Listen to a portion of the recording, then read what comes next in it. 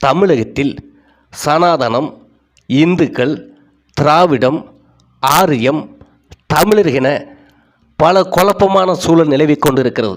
அரசியல் தலைவர்கள் ஒருபுறம், மக்கள் ஒருபுறம். யார் உண்மையை பேசுகிறார்கள்? உண்மையான வரலாறு யாருக்கு தெரிகிறது? வரலாறு தெரிந்துதான் பேசுகிறார்களா? தமிழ்நாட்டில் 87.5% தமிழ் இந்துக்கள் வாழும் இந்த பூமியில் சனாதனம் எதிர்ப்பு என்று பேசுவதும், திராவிடம் என்று பேசுவதும், கடவுள் மறுப்பு கொள்கையும் சாத்தியமானதா, நியாயமானதா? தமிழ் இந்து மதம் எவ்வாறு தோன்றியது? எப்போது தோன்றியது? இந்த மதத்தை வளர்த்து இவ்வளவு காலங்கள் கொண்டு வந்தது யார்? அதற்கு அரும்பாடுபட்டவர்கள் யார்? எத்தனை ஆண்டு பாரம்பரியமானது தமிழ் இந்து மதம் என்றெல்லாம் முழு வரலாறோடு தமிழ்நாட்டில் வாழும் ஒவ்வொரு இந்துக்களுக்கும் இந்த வரலாறை பதிவிடுகின்றோம். தமிழ்நாட்டில் உள்ள சமய வரலாற்றில் குறிப்பாக இடைக்காலத்தில் இந்து மதம் பெரும் தாக்கத்தை ஏற்படுத்தியது. தென்னிந்தியாவில் ஏற்பட்ட பக்தி இயக்க காலத்தில் 12 ஆழ்வார்கள் மற்றும் 63 நாயன்மார்கள் ஆகியோர் இந்து மதத்தை தென்னிந்தியாவில் நிலைபெறச் செய்தார்கள். 9ஆம் நூற்றாண்டு வரை வாழ்ந்த இவர்களில் பெரும்பான்மையானவர்கள் தமிழ் நிலத்தில் இருந்து தோன்றியவர்கள். இந்து வழிபாட்டு முறைகளில் தமிழ்நாட்டில் தனித்துவமான சில வழிபாட்டு முறைகள் நடைமுறையில் உள்ளன. தமிழ்நாட்டில் கோவில்களை அடிப்படையாக கொண்ட துறவிகள் வாழும் பல மட ஆலயங்கள் உள்ளன. தற்காலத்தில் பெரும்பாலான இந்து கோவில்கள் தமிழ்நாடு அரசின் இந்து சமய அறநிலையத்துறையால் பராமரிக்கப்பட்டு வருகின்றன. சங்க காலத்தில் புகழோடு இருந்த சோழர் அதன் பிறகு சில நூற்றாண்டுகள் இருக்கும் இடம் தெரியாதவர்களாய் ஆயினர். பாண்டியர் மற்றும் பல்லவருக்கு இடையில் போட்டிகள் தோன்றிய காலமானது சோழர்களுக்கு மறுமலர்ச்சியை ஏற்படுத்தியது. அதன் பிறகு சோழர்கள் பெரும் ஆற்றலாக உருவாயினார்கள். அவர்களின் சரிவுக்கு பிறகு பாண்டியர் மறுமலர்ச்சி அடைந்தனர். இந்த காலகட்டத்தில் மீண்டும் மீண்டும் ஊக்குவிக்கப்பட்ட இந்து சமயத்தால் கோவில் கட்டிடக்கலை மற்றும் சமய இலக்கியங்கள் சிறந்து வளரத் தொடங்கியன. சேரர் மரபினர் சங்க காலத்தில் தமிழகத்தின் தற்போதைய கோயம்புத்தூர், கரூர், சேலம் மாவட்ட பகுதிகளையும் தற்கால கேரளத்தின் பகுதிகளையும் வஞ்சி, முத்தூரை தலைநகராக கொண்டு ஆட்சி செய்தனர். சங்க காலத்துக்கு பிறகு தமிழகத்தின் மீது படையெடுத்து வந்த களப்பிரர் மூவேந்தரை வென்று 3ஆம் நூற்றாண்டு முதல் 7ஆம் நூற்றாண்டு வரை ஆண்டனர். இந்த காலம் தமிழர் வரலாற்று மற்றும் தமிழ்நாட்டு இந்து மதம் ஆகியவற்றில் இருண்ட காலமாக குறிப்பிடப்படுகிறது. அவர்கள் 6ஆம் நூற்றாண்டில் பல்லவர்களாலும் பாண்டியர்களாலும் வெல்லப்பட்டனர். களப்பிரரின் ஆட்சியின் போது தமிழகத்தில் சைன சமயம் செழித்தும் இந்து மதம் ஒடுங்கியும் இருந்தது. களப்பிரர் சைன சமயத்துக்கும் ஒருவேளை பௌத்தர்களுக்கும் பாதுகாப்பை அளித்தால் அவர்கள் இந்து எதிர்ப்பார்கள் என்று சிலர் முடிவு செய்திருக்கிறார்கள். ஆனால் இந்த கூற்று மறுபரிசீலனைக்கும் விவாதத்துக்கு உட்பட்டது. 4ஆம் நூற்றாண்டு முதல் 8ஆம் நூற்றாண்டு வரையான காலத்தில் தமிழ்நாட்டில் பல்லவ மன்னர்களான மகேந்திரவர்மன் மற்றும் அவரது மகன் மாமல்லன் நரசிம்மவர்மன் காலத்தில் எழுச்சி கண்டனர். பல்லவர்கள் தென்னிந்தியாவின் பெரும்பகுதியை காஞ்சிபுரத்தை தங்கள் தலைநகரமாக கொண்டு ஆட்சி செய்தனர். மகேந்திரவர்மன் முதலில் பௌத்தராக இருந்தார். ஆனால் சைவ சமய புனிதர்களின் செல்வாக்கால் அவர் இந்து சமயத்துக்கு மாற்றப்பட்டார். அவரால் அவருக்கு பின் ஆண்ட பல்லவ மன்னர்களாலும் கட்டப்பட்ட இந்து கோவில்களால் தமிழர்களின் கட்டடக்கலை பெருமளவு வளர்ச்சி அடைந்தது. யுனெஸ்கோவின் உலக பாரம்பரிய சின்னமாக உள்ள மாமல்லபுரம் கடற்கரை கோவில் 2ஆம் நரசிம்மவர்மனால் கட்டப்பட்டது. பல்லவர்கள் 10ஆம் நூற்றாண்டில் சோழர்களால் வெற்றி கொள்ளப்பட்டனர். சோழர்களை 13ஆவது நூற்றாண்டில் பாண்டியர்கள் வெற்றி கொண்டு மதுரையில் இருந்து ஆட்சி செய்தனர். மதுரை மீனாட்சியம்மன் கோவில் மற்றும் திருநெல்வேலியில் உள்ள நெல்லையப்பர் கோவில் போன்ற கோவில்கள் பாண்டியர்களின் கோவில் கட்டடக்கலைகளுக்கு சிறந்த எடுத்துக்காட்டுகளாகும். 9ஆம் நூற்றாண்டில் ஆதித்த சோழன், அவரது மகன் பராந்தக சோழன், 2ஆம் பராந்தக சோழன் போன்ற காலத்தில் சோழ பேரரசானது தற்போதைய ஆந்திர பிரதேசம், கடலோர கர்நாடகம் வரை விரிவுபடுத்தப்பட்டது.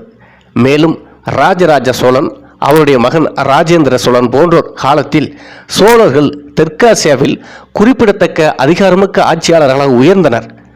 சோழர்கள் அற்புதமான கோவில்களை கட்டி எழுப்புவதில் சிறந்து விளங்கினார்கள். தஞ்சாவூர் உள்ள பெருவுடையார் கோவில் சோழர் கால அற்புதமான கட்டடக்கலைக்கு ஒரு சிறந்த எடுத்துக்காட்டாக விளங்குகிறது.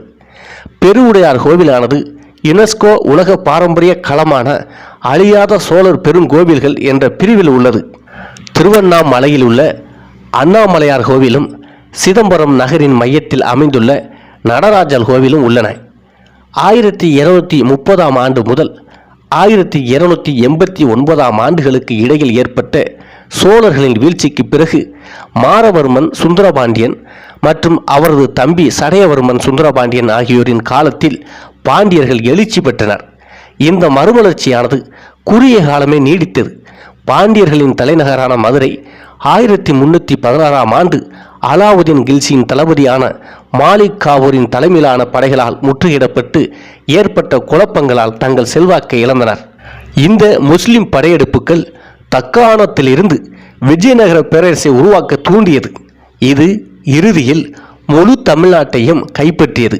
அதன் பிறகு 1565 ஆண்டில் நடந்த தாலிகோட்டா போரில் விஜயநகரம் தோல்வியடையும் வரை இந்த பேரரசு கிட்டத்தட்ட 2 நூற்றாண்டுகளுக்கு நீடித்தது.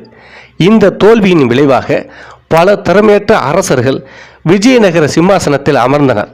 இதன் விளைவாக விஜயநகர பேரரசின் கீழ் ஆட்சியாளர்களாக இருந்த மதுரை மற்றும் தஞ்சாவூர் நாயக்கர்கள் முதலில் தங்கள் சுதந்திரத்தை பிரகடனப்படுத்தி கொண்டனர். விஜயநகர பேரரசு 16ஆம் நூற்றாண்டின் மத்தியிலிருந்து சரிய துவங்கியதால் விஜயநகர பேரரசின் பல்வேறு பகுதிகளை நிர்வகிப்பதற்காக நியமிக்கப்பட்ட நாயக்க ஆளுநர்கள் தங்கள் சுதந்திரத்தை அறிவித்தனர். இவர்களில் 17ஆம் நூற்றாண்டில் முதன்மையானவர்களாக இருந்த தஞ்சை நாயக்கர்கள் மற்றும் மதுரை நாயக்கர்கள் போன்றோர் ஆவர். அவர்கள் நாட்டில் இருந்த மீனாட்சி அம்மன் கோவில் போன்ற பழமையான கோவில்களில் சிலவற்றையும் புனரமைத்தனர். 18ஆம் நூற்றாண்டின் துவக்கத்தில் ஹைதராபாத் நிசாம் மற்றும் ஆற்காடு நவாப்பின் ஆளுமையின் கீழ் தமிழ்நாட்டின் கிழக்கு பகுதியில் வந்தன. 18ஆம் நூற்றாண்டின் மத்தியில் ஆற்காடு நவாப் பகுதிக்கு ஆங்கிலேயரால் வாலாஜா ஆதரிக்கப்பட்ட சமயத்தில் சந்தா சாஹிப் பிரான்சால் ஆதரிக்கப்பட்டார். 18ஆம் நூற்றாண்டின் பிற்பகுதியில் 2ஆம் ஆங்கில மைசூர் போரில் வெற்றியை தொடர்ந்து தமிழ்நாட்டின் மேற்கு பகுதிகள் ஹைதர் அலி, அவரைத் தொடர்ந்து அவர் மகன் திப்பு சுல்தான் ஆகியோரின் ஆட்சியின் கீழ் வந்தன. பாளையக்காரர் போர்களில் வென்ற பிறகு கிழக்கு இந்திய கம்பெனியானது ஹைதராபாத் நிசாமின் ஆட்சிக்கு உட்பட்ட தென்னிந்தியாவின் பெரும்பகுதியை சென்னை மாகாணத்துடன் இணைத்து கொண்டது. புதுக்கோட்டை ஒரு சுதேச அரசாகவே இருந்தது. இந்து கோவில்கள் இந்த காலகட்டத்தில் அப்படியே இருந்தன, மேலும் குறிப்பிடத்தக்க அழிவுகளுக்கு ஆளாகவில்லை. 1947ஆம் ஆண்டு இந்தியா சுதந்திரம் அடைந்தபோது சென்னை மாகாணமானது இன்றைய தமிழ்நாடு, கரையோர ஆந்திர பிரதேசம், கர்நாடகத்தின் தென் கன்னட மாவட்டம், கேரளாவின் பகுதிகள் ஆகியவற்றை உள்ளடக்கியதாக இருந்தது. அதற்கு பிறகு மாநிலங்களானது மொழிவாரியாக பிரிக்கப்பட்டன. 1969இல் சென்னை மாநிலம் என்ற பெயர் தமிழ்நாடு என்று மாற்றப்பட்டது. 2011 இந்திய மக்கள் கணக்கெடுப்பின்படி மொத்த தமிழ் இந்துக்களின் தொகை 6,31,88,168 ஆகும். இது தமிழ்நாட்டின் மொத்த மக்கள் தொகையில் 87.58% தமிழ்நாட்டில் இந்துக்கள் 2001 கணக்கெடுப்பின்படி மொத்த மக்கள் தொகை 5,49,85,079. கல்வி அறிவு உள்ளவர்கள் 35,11,056. தொழிலாளர்கள் 2,52,41,725 பேர். விவசாயிகள் 48,95,487 பேர். விவசாய தொழிலாளர்கள் 82,43,512 பேர். தொழிற்சாலை தொழிலாளர்கள் 13,30,857 பேர். பிற தொழிலாளர்கள் 1,71,869 பேர். வேலை இல்லாதவர்கள் 2,97,43,354 பேர். இந்தியாவில் பக்தி இயக்கத்தை கொண்டு வந்தவர்கள் 12 ஆழ்வார்கள் மற்றும் 63 நாயன்மார்கள். 9ஆம் நூற்றாண்டு வரை வாழ்ந்த இவர்களில் பெரும்பான்மையினர் தமிழ் நிலத்திலிருந்து தோன்றியவர்கள். இவர்களில் குறிப்பிடத்தக்க சைவ அடியார்களான 7ஆம் நூற்றாண்டில் தேவாரத்தை இயற்றிய தமிழ் அடியார்களான அப்பர், திருஞான சம்பந்தர், சுந்தரர், 9ஆம் நூற்றாண்டில் திருவாசகத்தை இயற்றிய மாணிக்க வாசகர் ஆகியோர் ஆவார். சைவ நாயன்மார்களால் 276 கோவில்கள் பாடல் பெற்றன. அந்த கோவில்களில் பெரும்பாலானவை தமிழ்நாட்டின் காவிரி ஆற்றின் இரு கரையோரங்களில் இருப்பவையாகும். இது மட்டுமல்லாது தேவார பாடல்களில் குறிப்பிடப்பட்ட 276 சிவன் கோவில்கள் வைப்பு தலங்கள் என அழைக்கப்படுகின்றன. குழந்தை புலவரான திருஞான சம்பந்தர் புத்த சமயம் மற்றும் சைன சமயத்தில் இருந்து மக்களை சைவ சமயத்துக்கு மாற்றும் பணியில் ஈடுபட்டார். அப்பூரடிகள் சிதைந்த சிவன் கோவில்களில் துப்புரவு மற்றும் மறுசீரமைப்பு வேலையான உழவார பணியில் ஈடுபட்டார். 7 மற்றும் 9ஆம் நூற்றாண்டுகளில் வாழ்ந்த 12 வைணவ அடியார்களான ஆழ்வார்கள் திவ்ய பிரபந்தத்தை இயற்றினார்கள். இது 4000 வசனங்களில் விஷ்ணுவை புகழ்ந்து பாடிய ஒரு இலக்கியமாகும். தமிழ்நாட்டில் இடைக்காலத்தில் சைன சமய பழக்க வழக்கங்களை நிராகரித்து இந்து சமயமானது கோவில்கள் மடங்கள் வாயிலாக வளர்ந்தது. பிராமணர்களின் இந்து சமயத்தின் ஆரிய சடங்கு வடிவமானது 5-6ஆம் நூற்றாண்டில் தமிழகத்தில் அறிமுகப்படுத்தப்பட்டது. அது விரைவில் தமிழ்நாட்டில் இந்து மதத்தின் நிலையான வடிவமாக மாறியது. தமிழ்நாட்டின் பல்வேறு அரச மரபுகளின் உதவியுடன் இது பரப்பப்பட்டது. இதன் விளைவாக சைவ மற்றும் வைணவ இயக்கங்கள் தோன்றின. காஞ்சி மடமானது மாநிலத்தின் முதன்மையான ஸ்மார்த்த நிறுவனமாக உள்ளது. காஞ்சி மடத்தின் அதிகாரப்பூர்வ வரலாறானது ஆதிசங்கரால் நிறுவப்பட்டது என்றும் அதன் வரலாறு கிமு 5ஆம் நூற்றாண்டு வரை பழமையானது என்றும் கூறிக்கொள்கிறது. மடத்தின் வேறு சில பரப்புரைகளிலும் ஆதிசங்கரர் காஞ்சிக்கு வந்திருந்து சர்வ ஞான பீடம் என்று மடம் நிறுவியதாகவும் இங்கு மரணமடைந்ததாகவும் அறியப்படுகிறது. பிற மூலங்கள் சங்கரரின் இறப்பு இமாலயத்தில் கேதார்நாத்தில் நிகழ்ந்ததாக குறிப்பிடப்படுகின்றன. மதுரை ஆதீனமே தென்னிந்தியாவின் பழமையான சைவ மடமாகும். கிபி 600 ஆண்டுகளில் சம்பந்தர் நிறுவியதாக கூறப்படுகிறது. இது உலகின் மிக பிரபலமான சிவ சக்தி ஆலயங்களில் ஒன்றான மதுரை மீனாட்சி அம்மன் கோவிலின் 2 தொகுதிகளை ஒட்டி அமைந்துள்ளது. இது சைவ சித்தாந்த தத்துவத்தின் தீவிர மையமாக உள்ளது. தற்போது இந்த மடமானது அருணகிரிநாத ஞான சம்பந்த தேசிக பரமாச்சாரியரின் தலைமையில் இயங்கி வருகிறது. இந்த மடத்தின் கட்டுப்பாட்டில் தஞ்சாவூர் மாவட்டத்தில் உள்ள 4 கோவில்கள் உள்ளன. திருவாவடுதுறை ஆதீனம் தமிழ்நாட்டின் நாகப்பட்டினம் மாவட்டத்தில் குற்றாலம் வட்டத்தில் திருவாவடுதுறை நகரிலுள்ள ஒரு மடமாகும். 1987ஆம் ஆண்டில் ஆதீனத்தின் கட்டுப்பாட்டில் மொத்தம் 15 சிவன் கோவில்கள் இருந்தன.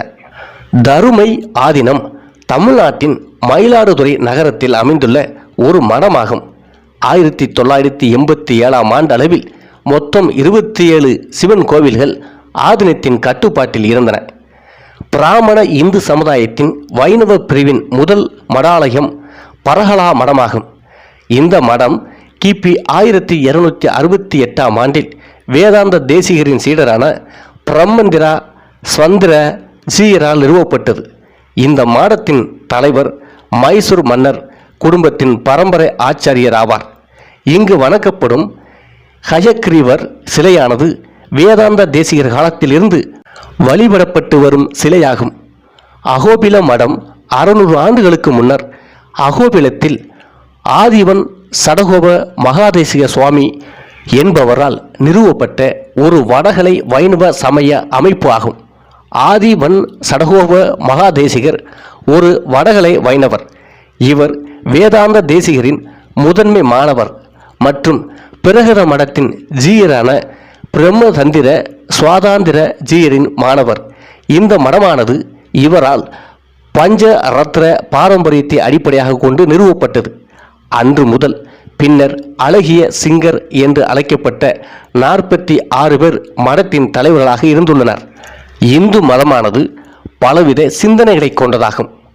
கடவுள் கொள்கை, ஒரு கடவுள் கொள்கை, பல கடவுள் கொள்கை, அனைத்து இறை கொள்கை, பொருண்மைவாதம், இறை மறுப்பு, அறிவிலாண்மை கொள்கை, ஞான கொள்கை மற்றும் பல இருக்கின்றன.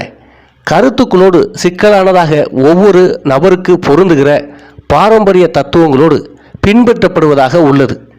இது சில சமயங்களில் ஹோண்டோஸ்டிக்காக குறிப்பிடப்படுகிறது. அதாவது மற்றவற்றின் இருப்பை ஏற்கும் அதே சமயத்தில் ஒரு கடவுள் மீது பக்தி செலுத்துவதுடன் சம்பந்தப்பட்டது. ஆனால் இந்த சொல் மிக பொதுவானதாக இருக்கலாம். சிவன் கோவில்களில் முதன்மை வழிபாட்டு வடிவங்களாக சிவன், பார்வதி, பிள்ளையார், முருகன் ஆகியோர் உள்ளனர். விஷ்ணு கோவில்களில் விஷ்ணுவை நேரடியாகவோ அல்லது அவரது 10 அவதார வடிவங்களிலோ வணங்கப்படுகிறார். இந்த அவதாரங்களில் மிகவும் பிரபலமானவை ராமன் மற்றும் கிருஷ்ணர் அவதாரங்களாகும். லிங்கம் என்பது இந்து கோவிலில் வழிபாட்டுக்காக பயன்படுத்தப்படும் ஒரு சிவ வடிவமாகும். தென்னிந்தியாவில் உள்ள மிகப்பெரிய சிவன் கோவில்களில் இந்த லிங்கம் முதன்மை தெய்வ வடிவமாகும். தென்னிந்தியாவில் பெரிய அளவில் லிங்க வழிபாடு பரவியது. சோழர்கள் காலத்தில் கிபி 7ஆம் நூற்றாண்டு வாக்கில் இருந்து இது நம்பப்படுகிறது. லிங்க வடிவத்தில் சிவபெருமானை வணங்குவது குறித்த விவரங்களில் பழமையானதாக ரிக்கு வேதத்தில் உள்ள செய்திகள் கருதப்படுகிறது. பல்லவர் காலத்தில் சோமஸ்கந்தர் வடிவத்தை வணங்குவது பிரதானமாக இருந்தது. சைவ சமயத்தை தீவிரமாக கடைபிடித்த சோழர்கள் எல்லா கோவில்களிலும் லிங்கங்களை நிறுவினார்கள். இந்து மதத்தின் இன்னொரு முக்கியமான கடவுள் பிள்ளையார். சமஸ்கிருதத்தில் கணபதி, விநாயகர் என்பவர் இந்து தெய்வங்களில் மிகவும் பிரபலமான தெய்வம். இந்து கோவில்களில் மிகவும் பரவலாக வணங்கப்படுகிறார். சிவபெருமானின் முதன் மகனான கணேசராக விளங்குகிறார். எல்லா சிவன் கோவில்களிலும் அவருக்கே முதல் வழிபாடு அளிக்கப்படுகிறது. தமிழில் பிள்ளையார் என அழைக்கப்படுகிறார். சிவனின் மகன் என்பதால் பிள்ளையார் பெயர் உள்ளதாக கூறப்படுகிறது. ஆனால் இது சமஸ்கிருதத்தில் யானையை குறிப்பிடும் சொல்லான புலிசாரா என்ற சொல்லின் திரிவு என கருத்தும் உள்ளது. சாளுக்கியர்களிடமிருந்து பல்லவர்கள் கணேசர் வழிபாட்டை பெற்றதாக கே.ஏ. நீலகண்ட சாஸ்திரி என்பவர் கருதுகிறார்.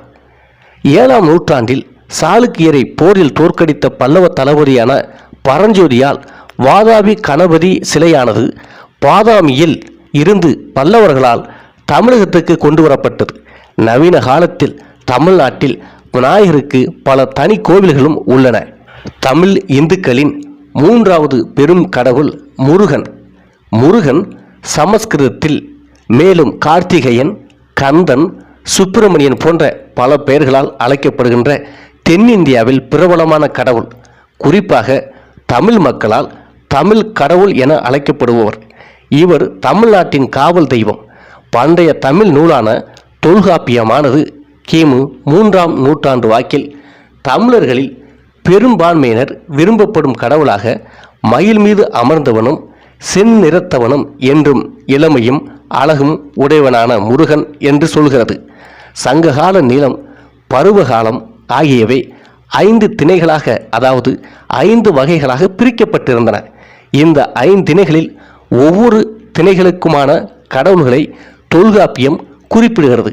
அதில் மலையும் மலை சார்ந்த பகுதியுமான குறிஞ்சிக்கு முருகன் கடவுள் என்று சொல்கிறது. 3ஆம் சங்ககால இலக்கிய நூலான பத்துப்பாட்டில் இடம்பெற்றதும் புகழ்வாய்ந்த சங்க புலவரான நக்கீரரால் முருகனை பற்றி பாடப்பட்டதுமான திருமுருகாற்றுப்படை ஆழமான பக்தி கவிதையாகும். 6ஆம் நூற்றாண்டின் போது முருக வழிபாட்டு மறைந்து காணப்பட்டது. பின்னர் 7ஆம் நூற்றாண்டின் பிற்பகுதியில் பல்லவர் காலத்தின் போது மீண்டும் வளர்ச்சி அடைந்தது. பல்லவர் காலத்தில் நிறுவப்பட்ட சோமஸ்கந்தர் சிற்ப தமிழ் இந்துக்கள் வழங்காக நிற்க இன்னொரு முக்கியமான கடவுள் லிங்கோத்பவர். லிங்கோத்பவர் வடிவமானது சிவனின் வடிவமாக பல்வேறு புராணங்களில் காணப்படுகிறது. இந்த வழிபாட்டு வடிவமானது பழங்குடிகளின் காலத்தில் உருவமற்ற தூணை வழிபடும் பழைய வழிபாட்டு முறையில் இருந்து வந்திருப்பதாக கூறப்படுகிறது. தூணில் வணங்கப்பட்ட தெய்வத்திலிருந்து இந்த யோசனை உருவானது. பின்னர் இது சிவன்லிங்கத்திலிருந்து தோன்றியதாக கருதப்பட்டது. சிவன் கோவில்களில் கருவறைக்கு பின்புறம் சுவரில் உள்ள கோட்டத்தில் இந்த லிங்கோத்பவர் உருவம் காணப்படுகிறது. 7ஆம் நூற்றாண்டைச் சேர்ந்த அப்பர், சம்பந்தர் போன்றவர்கள் தேவாரத்தில் பிரம்மா மற்றும் விஷ்ணு ஆகியோரால் அடிமுடி காண முடியாத ஒளி வடிவமான மேனி என சிவன் இந்த வடிவத்தை குறிக்கின்றனர். தமிழ் இந்துக்களின் இன்னொரு முக்கியமான கடவுள் நடராஜர் அல்லது கூத்தன் அல்லது கூத்தரசன். இவர் இந்து கடவுளான சிவபெருமானின் ஒரு வடிவமாகும். இவரது தெய்வீக நடன தோற்றம் இறைவனின் 5 தொழில்களான படைத்தல், காத்தல், அழித்தல், மறைத்தல், அருளுதல் என்னும் 5 தொழில்களை குறித்து நிற்பதாக சைவ நூல்கள் கூறுகின்றன. தமிழக கருத்துப்படி நடராஜர் வடிவமானது முதலில் சோழர்களை வடிவத்தில் சிதம்பரத்தில் பிரதிஷ்டை செய்யப்பட்டது. முன்பு தில்லை என்று அழைக்கப்பட்ட சிதம்பரத்தில் நடராஜரின் அனைத்து சித்தரிப்புகளும் வடிவமைக்கப்பட்டுள்ளன. தென்னிந்தியாவில் உள்ள பெரிய சிவன் கோவில்களில் இந்த நடராஜர் வடிவம் காணப்படுகிறது. என்றாலும் இந்த வடிவத்திற்கு சிதம்பரம் கோவிலே புகழ்பெற்றதாகும். தமிழ் இந்துக்களின் அடுத்த முக்கியமான தெய்வம் தட்சிணாமூர்த்தி அல்லது தென்முக கடவுள். தென்னவன் என்று அழைக்கப்படும் சிவ வடிவமானது அனைத்து துறைகளிலும் குருவான சிவனின் ஒரு அம்சமாகும். சிவனின் இந்த அம்சமானது முடிவான விழிப்புணர்வு, புரிதல், அறிவு போன்றவற்றின் உருவமாக உள்ளது. மேலும் இந்த வடிவத்தில் யோகக்கலை, இசை, ஞானம் ஆகியவற்றின் ஆசிரியராக சிவன் சித்தரிக்கப்படுகிறார். மேலும் அவருடைய சீடர்களுக்கு சாஸ்திரங்கள் போன்றவற்றை விளக்குகிறார், அதாவது வேத நூல்களை விளக்குகின்றார். தமிழ் இந்துக்களின் இன்னொரு முக்கியமான கடவுள் சோமாஸ்கந்தர். சோமாஸ்கந்தர் என்ற பெயர் சிவன், பார்வதி, குழந்தை முருகன் என்ற சொற்களில் இருந்து தோன்றியது. இந்த சிவ வடிவில் சிவன், பார்வதி ஆகியோருக்கு இடையில் குழந்தை முருகன் ஆகியோர் அமர்ந்த நிலையில் உள்ள தோற்றமாகும். இதன் பெயர் சமஸ்கிருத பெயராக இருந்தாலும் இந்த வடிவம் தமிழரின் வடிவமாக சோமாஸ்கந்தர் வடிவம் வட இந்திய கோவில்களில் காணப்படுவதில்லை. திருவாரூர் தியாகராஜர் கோவிலில் தியாகராஜர் என்ற பெயரில் சோமஸ்கந்தர் முதன்மை தெய்வமாக உள்ளார். பெரும்பாலான சிவன் கோவில்களில் உள்ள உற்சவர் சிலைகள் சோமாஸ்கந்தராக உள்ளன. பிற்கால சோழர் கலை வடிவத்தில் உருவான நடராஜர் வடிவத்தைப் போலல்லாமல் மாஸ்கந்தர் வடிவமானது அதற்கு முன்பு பல்லவ காலத்திலேயே முக்கியத்துவம் பெற்றிருந்தது. கிபி 7ஆம் நூற்றாண்டில் பல்லவர்கள் காலத்திலிருந்து சோமஸ்கந்தர் வடிவம் பரிணாம வளர்ச்சி அடைந்து வந்துள்ளது. அந்த காலத்தில் பல்லவர்கள் கட்டிய கோவில்களில் கருவறை சுவரில் சோமாஸ்கந்தரின் உருவம் செதுக்கப்பட்டன. பல்லவர் காலத்தில் கட்டப்பட்ட சிவன் கோவில்களில் சோமாஸ்கந்தரே பிரதான வழிபாட்டு வடிவமாக இருந்தார். பிற்காலத்தில் அந்த இடத்தில் லிங்கங்கள் வைக்கப்பட்டன.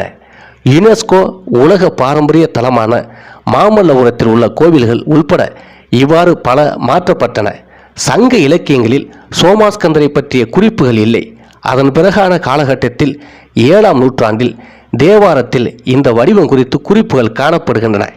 தமிழ் இந்துக்களின் இன்னொரு முக்கியமான தெய்வம் பைரவர். பைரவர் என்பது சிவனின் முதன்மையான 8 வடிவங்களில் ஒன்றாகும். இந்த பெயர் கொடூரமான அல்லது அஞ்சத்தக்க என்று மொழிபெயர்க்கப்படுகிறது. பைரவர் தமிழில் வைராவர் என்றும் அழைக்கப்படுகிறார்.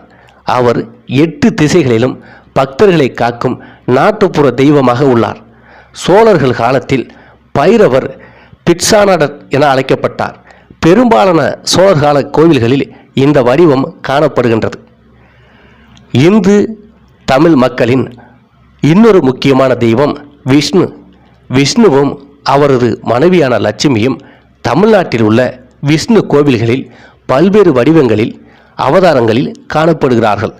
மிகவும் பொதுவான வடிவங்களாக ராமன் மற்றும் கிருஷ்ணர் இருக்கிறார்கள். தமிழ் இந்துக்களால் அதிகம் கிராமப்புறங்களில் தெய்வங்கள் வணங்கப்படுகின்றன. அந்த தெய்வங்கள் நாட்டுப்புற தெய்வங்கள் என அழைக்கப்படுகிறது. ஐயனார் என்னும் தெய்வம் இலங்கையிலும் தமிழ்நாட்டிலும் உள்ள தமிழ் கிராமங்களிலும் ஒரு காவல் தெய்வமாக வணங்கப்படுகிறார்.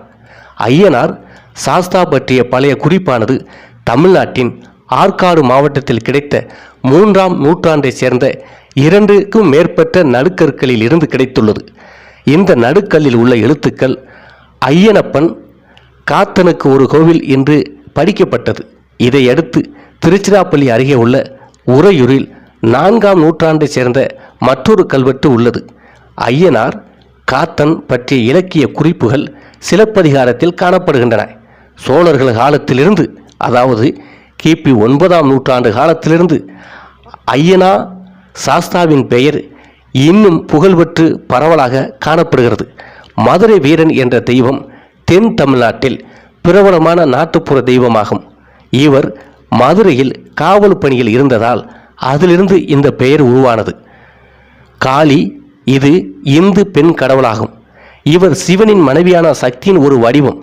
மேலும் துர்க்கை, பத்ரகாளி, தாட்சாயினி, ருத்ராணி, பார்வதி, சாமுண்டி போன்ற பல இந்து தெய்வங்களுடன் தொடர்புடையவர்.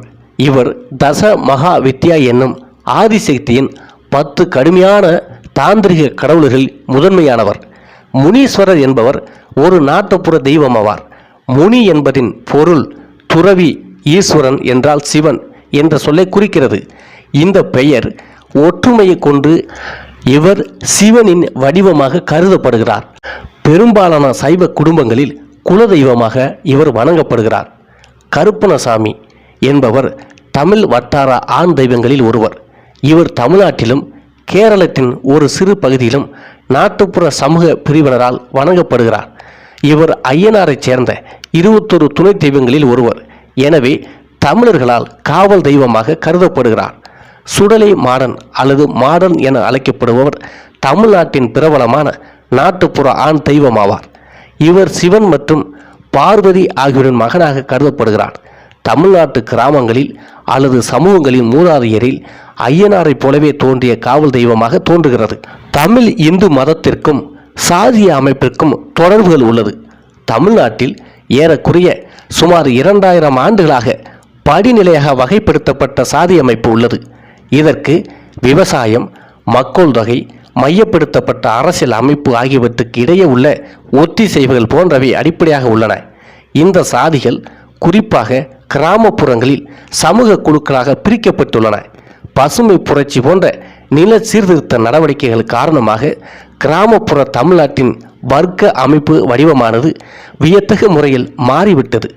2001ஆம் ஆண்டு மக்கள் தொகை கணக்கெடுப்பின்படி தமிழ்நாட்டில் 1,57,504 பேர் பட்டியலின வகுப்பை சேர்ந்தவர்களாக இருந்தனர். இது தமிழக மக்கள் தொகையில் 19 விழுக்காடாகும். அதே சமயம் இந்தியாவில் பட்டியல் வகுப்பினர் 7.1 விழுக்காடு உள்ளனர். புத்த சமயத்தில் 840 பேரும் சீக்கியத்தில் 837 பேரும் உள்ளனர். போக மீதமுள்ள 1,18,55,827 பேர் இந்து மதத்தினராக உள்ளனர். இவர்களில் எழுத்தறிவு விகிதம், அதாவது எழுத படிக்க தெரிந்தவர்கள் 63.2 விழுக்காடு. ஆனால் மாநில சராசரி எழுத்தறிவு 73.5 விழுக்காடு என்று உள்ளது. இவ்வாறு தமிழ் இந்து மதத்தின் வரலாறு பல்லாயிரம் ஆண்டுகளுக்கு முன்பிருந்து இருக்கக்கூடியது.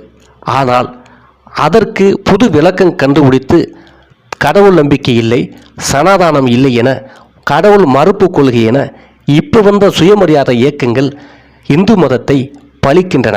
அவ்வாறு தமிழ் இந்துக்களுக்கு எதிராக கொள்கைகளை வகுத்து உருவான இயக்கம் சுயமரியாதை இயக்கம்.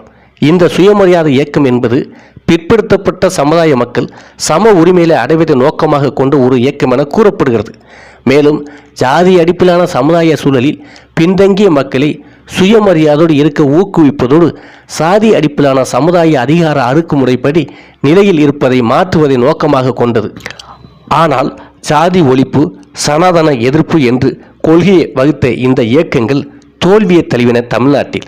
காரணம், இந்து மதம் என்பது நீங்கள் நான் சொன்ன முன்பு படித்த வரலாறை பார்த்திருப்பீர்கள்.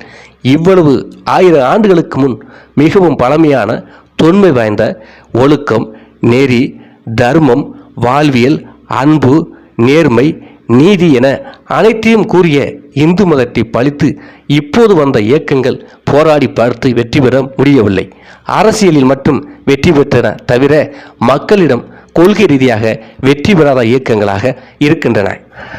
இந்துக்களின் கொள்கைகளுக்கு இந்துக்களுக்கு எதிராக 1925ஆம் ஆண்டு அப்போதைய சென்னை மாகாணத்தில் பெரியார் ஈவே ராமசாமியால் நிறுவப்பட்டது. தமிழ்நாட்டில் உள்ள பல கட்சிகளான திராவிட முன்னேற்றக் கழகம், அனைத்திந்திய அண்ணா திராவிட முன்னேற்ற கழகம் போன்ற கட்சிகள் தங்கள் தோற்றத்துக்கு சுயமரியாதை இயக்கத்துக்கு கடமைப்பட்டிருந்தன. அதிமுகவானது திமுகவிலிருந்து 1972 உடைந்து உருவானது. பொதுவாக இரு கட்சிகளின் சமூக ஜனநாயக நோக்குகள் ஜனரஞ்சகமானவை. இந்த இரண்டு கட்சியில் இருப்பவர்கள் 100% மேலே இந்துக்கள், தமிழ் இந்துக்கள். கடவுள் மறுப்பு இயக்கம் என தொடங்கப்பட்ட அனைத்து இயக்கங்களும் கனவு இயக்கமாகவே மாறிவிட்டன. காரணம், தமிழ்நாட்டில் உள்ள தமிழ் இந்துக்களிடம் இந்த அமைப்புகள் தோற்றுவிட்டன. அதற்கு ஒரு உதாரணமாக சொல்லலாம்.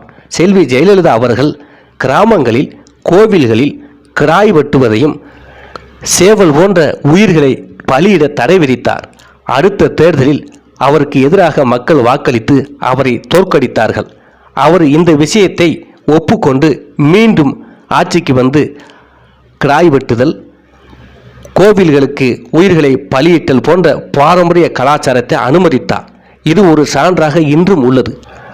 இவ்வாறு தமிழ் இந்து மதம் என்பது 2000 ஆண்டுகளுக்கு முன்பு சோழர்கள் காலத்திலிருந்தே தமிழ் மண்ணில் விதைக்கப்பட்ட ஒரு மதமாகும். மனிதனின் ஒழுக்கம், நேர்மை, உண்மை, தியாகம், அர்ப்பணிப்பு, தர்மம், சனாதனம் ஆகியவற்றை கூற உருவாக்கப்பட்ட மதம்தான் இந்து மதம். இதை ராஜராஜ சோழன், பல்லவர்கள், பாண்டிய மன்னர்கள் எல்லோருமே வளர்த்தார்கள். ஆழ்வார்கள், நாயன்மார்கள் எல்லோருமே இந்த மதத்தை தமிழ் மண்ணில் வளர்த்தார்கள்.